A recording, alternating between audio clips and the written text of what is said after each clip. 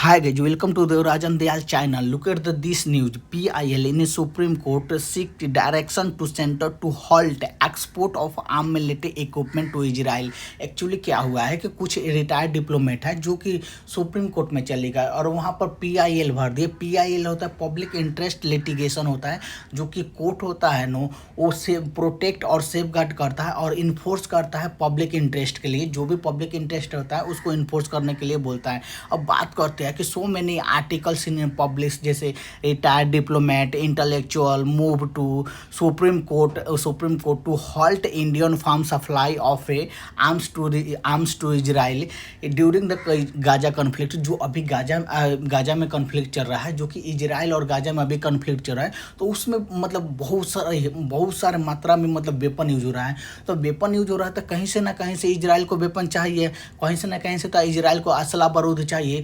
तो एक्चुअली क्या, जो रिटायर्ड डिप्लोमेट है जो सुप्रीम कोर्ट में चले गए हैं और बोल रहे हैं कि सेंटर को, जो इंडियन फर्म है ना जो इजराइल को वेपन सप्लाई कर रहा है, उसको स्टॉप मतलब बैन लगाने के लिए। हालांकि ये बात मतलब गलत है कि इंडियन फर्म है जो इजराइल को वेपन एक्सपोर्ट कर रहा है। इंडिया ने इजराइल को वेपन एक्सपोर्ट नहीं कर रहा है, ये बात मतलब गलत है। फिर भी कुछ रिटायर्ड डिप्लोमेट है वो चले गए हैं सुप्रीम कोर्ट में और बोल रहे हैं कि इंडिया ने इजराइल को वेपन एक्सपोर्ट कर रहा है। बहुत सारे आर्टिकल। अब बात करते हैं कि बहुत सारे ऐसे कंट्री है जो कि इजराइल पे बैन लगा दी है वेपन नहीं एक्सपोर्ट करने के लिए। जो वेपन एक्सपोर्ट होता है ना वो इजराइल को नहीं करते हैं। जैसे कि अभी ब्रिटेन ने लगा दिया, बैन लगा दिया है, इटली ने लगा दिया। हालांकि इटली ने अभी लगाया है, पहले इटली वेपन सप्लाई करता था, अभी ना इटली ने बैन लगा दिया। सबसे पहले स्पेन लगाया था, उसके बाद कनाडा ने भी बैन लगा दिया, बेल्जियम में भी लगा दिया और नीदरलैंड में भी। ये सब कुछ कंट्री है जो कि इजराइल पे बैन लगा दी है, जो वेपन एक्सपोर्ट करने के लिए वेपन एक्सपोर्ट नहीं करते हैं। अब बात करते हैं कि जैसे कि कनाडा ने, जो कि कनाडा है, उसने Canada stops arm sale to the Israel. जो कनाडा है ना वो स्टॉप कर दिया, जो इजराइल में जो वेपन सेल होता है उसके लिए बंद लगा दिया। Who else they has block and weapon export, जो वेपन का एक्सपोर्ट होता है इजराइल को, उसको ब्लॉक कर दिया। जैसे कि अब बात कर, यूके ने भी बैन लगा दिया और नीदरलैंड ने भी बैन लगा दिया, जो कि बहुत ऐसी की बात है। अब बात करते हैं कि सबसे ज़्यादा वेपन एक्सपोर्ट कौन सा करता है कंट्री, जो अभी कंट्री बैन लगाई है, क्या उससे इजराइल को इफेक्ट पड़ेगा? हालांकि इजराइल को कुछ इम्पैक्ट नहीं पड़ेगा। जो भी अभी कंट्री बैन लगाई है वेपन एक्सपोर्ट, उससे कुछ इम्पैक्ट नहीं पड़ेगा इजराइल को, क्योंकि सबसे ज़्यादा यूएस और जर्मनी ने वेपन सप्लाई करते हैं। और वो लोग जब तक यूएस और जर्मनी बैन नहीं लगाएंगे जब तक इजराइल को कोई इम्पैक्ट नहीं होगा, क्योंकि ऑलमोस्ट 90% वेपन सप्लाई होता है यूएस से और जर्मनी से। ये दो कंट्री है जो कि बहुत ज़्यादा वेपन सप्लाई करते हैं इजराइल को। और कोई जो जैसे कि ग्लोबल प्रेशर के कारण, जो कि अभी जो यूएस और जर्मनी जो वेपन सप्लाई कर रहे हैं उस पर बहुत ज़्यादा ग्लोबल प्रेशर हो रहा है।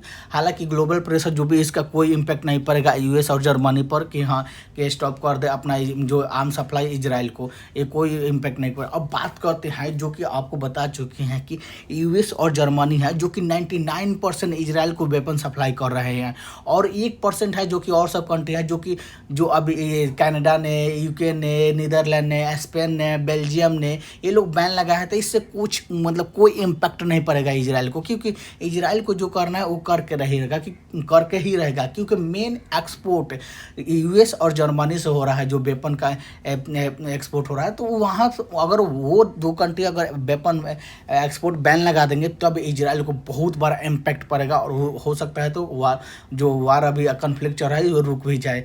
हालांकि अभी आप बात करते हैं जो कि जैसे ये इजराइल है और ये वेस्ट बैंक है और ये गाजा स्ट्रिप है, मतलब ये जो गाजा स्ट्रिप है ना, अब इसमें तो आपको दिख रहा है कि हाँ वेस्ट बैंक है, और एक दूसरे मैप है जो इसमें अब वेस्ट बैंक को खा गया है। वेस्ट बैंक को मतलब दिखा ही नहीं रहे हैं। जो नीतिन आयोग जो यूएस के प्राइम मिनिस्टर है, उन्होंने मतलब एक मैप इंट्रोड्यूस किया, और उन्होंने जो मैप इंट्रोड्यूस किया तो इसमें इजराइल जो वेस्ट बैंक है उसको मतलब दिखा ही नहीं है, पूरा वेस्ट बैंक को खा गए और इजराइल में कन्वर्ट कर दी। हालांकि आने वाला 10 से 15 साल में पूरा जो फ़लस्तीन है उसका नामो निशान मिटा देगा इजराइल, और वो पूरा इजराइल मतलब पूरा इजराइल में थे मिला लेगा। हालांकि जो अभी इजराइल और गाजा हमास में कॉन्फ्लिक्ट चल रहा है, जो गाजा में कॉन्फ्लिक्ट चल रहा है, उसके चलते लगभग 40,000 से ज़्यादा लोगों की मृत्यु हो चुका है।